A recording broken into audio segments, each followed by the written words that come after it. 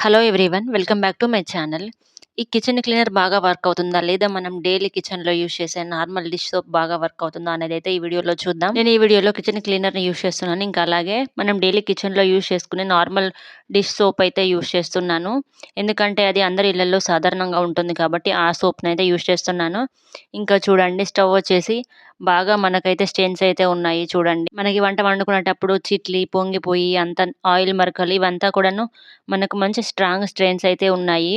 ఇప్పుడు ఈ స్టెయిన్స్ పైన మనం కిచెన్ క్లీనర్‌ని ఇంకా అలాగే సోప్‌నైతే యూజ్ చేస్తున్నాం. ఇక్కడ నేను వాడే కిచెన్ క్లీనర్ వచ్చేసి అర్బన్ వైప్ అయితే యూజ్ చేస్తున్నాను. దీని ప్రైస్ వచ్చేసి నాకు అరౌండ్ 190 రూపీస్ అయితే పడింది చూడండి. బాటిల్ అయితే మీ ముందే ఓపెన్ చేస్తున్నాను.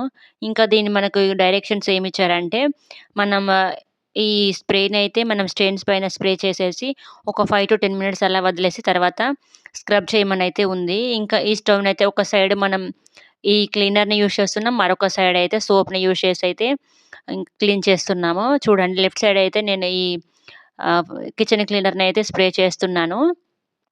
మనం ఇక్కడ ఈ స్ప్రే చేసేసి ఒక 5 మినిట్స్ అలా వదిలేస్తున్నాం. ఇంకా రైట్ సైడ్ అయితే మనం నార్మల్ డిష్ సోప్ అయితే యూజ్ చేస్తున్నాను చూడండి.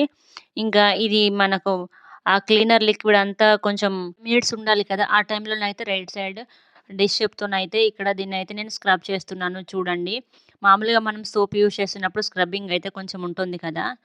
నేనైతే ఇక్కడ చూడండి సేమ్ స్క్రబ్బర్స్ అయితే యూజ్ చేస్తాను 2 సైడ్స్‌కి కూడాను. స్టెయిన్స్ ఎక్కువగా ఉన్నాయి కాబట్టి కొంచెం నాకు స్క్రబ్బింగ్ కూడా టైం ఎక్కువగానే తీసుకుంటుంది. నేను అరౌండ్ 5 మినిట్స్ వరకినైతే ఈ సోప్‌తోనైతే ఇటు స్క్రబ్ చేస్తూనైతే ఉన్నాను. ఇంకా ఈ విధంగా రబ్ చేసిన తర్వాత నేను అటు లెఫ్ట్ సైడ్ అయితే వదిలేసాను కదా! ఫస్ట్ ఈ సోప్ సైడ్‌ది వాష్ చేసేసిన తర్వాత నేను లెఫ్ట్ సైడ్ కూడా మనం ఆ క్లీనర్ యూజ్ చేసాం కదా! అక్కడ కూడా సేమ్ స్క్రబ్బర్‌ని అయితే యూజ్ చేసి స్టవ్ అయితే వాష్ చేస్తాను.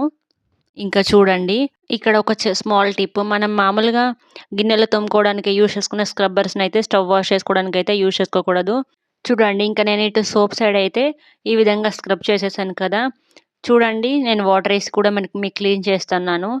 ఏ విధంగా క్లీన్ అయిపోయిందో చూడండి. ఇంకా నెక్స్ట్ వచ్చేసి మనం urban wipe kitchen cleaner spray చేసాం కదా! ఆ సైడ్ కూడాను నేను స్క్రబ్ చేసి అయితే చూపిస్తాను. చూడండి, ఇక్కడ నేను 2 సైడ్స్‌కి కూడాను సేమ్ స్క్రబ్బర్‌నయితే యూజ్ చేస్తున్నాను. చూడండి, ఇందాక నేను స్టీల్ స్క్రబ్బర్‌తోనే వాష్ చేశాను కదా సోప్ సైడ్. ఇంకా ఇటు సైడ్ కూడాను సేమ్ స్క్రబ్బర్ అయితే వాష్ చేసైతే రబ్ చేస్తున్నాను చూడండి.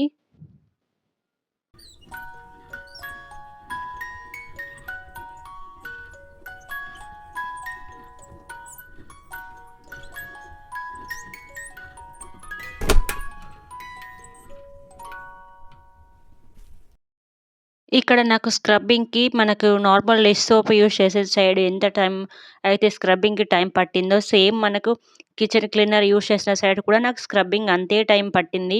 ఇంకా నేనైతే ఇప్పుడు మంచిగా స్క్రబ్ చేసిన తర్వాత వాటర్ ఏసి అయితే కంప్లీట్‌గా స్టవ్‌ని కంప్లీట్‌గా వాష్ చేసి అయితే చూపిస్తాను. చూడండి, నేను వాటర్ ఏసేస్తున్నాను కంప్లీట్‌గా 2 సైడ్స్‌కి కూడాను నీట్‌గా వాష్ చేసేస్తున్నాను.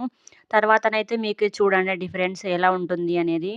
ఇక్కడ మనం డిష్ సోప్‌ని ఇంకా అలాగే కిచెన్ క్లీనర్‌ని అయితే కంపేర్ చేద్దాం. ఫస్ట్ థింగ్ స్క్రబ్బింగ్ అయితే రెండిటికి కూడా నాకు సేమ్ టైం పట్టింది స్క్రబ్బింగ్‌కి. ఇంకా క్లీనింగ్ వే చూసుకుంటే కూడా 2 ఆల్మోస్ట్ సేమ్ జాబ్ చేశాయి. ఇంకా మనకి ఇందులో చూసుకున్నట్టయితే సోప్ అనేది మనకు కొంచెం చీపర్‌గా ఉంటుంది కదా! కంపేర్ టు ఈ కిచెన్ క్లీనర్ లిక్విడ్. నాకు ఈ క్లీనర్ లిక్విడ్ వచ్చేసి నాకు అరౌండ్ 190 రూపీస్ పడింది. ఫైనల్‌గా నాకైతే డిష్ సోప్ ఎనఫ్ అనిపిచ్చింది. ఇంకా మరి మంచి ఇలాంటి కంటెంట్ కోసమైతే ఛానెల్‌ని అయితే సబ్స్క్రైబ్ చేసి పెట్టుకోండి. మరొక మంచి వీడియోతో నెక్స్ట్ వీడియోలో కలుద్దాం. Until then bye. Thanks for watching.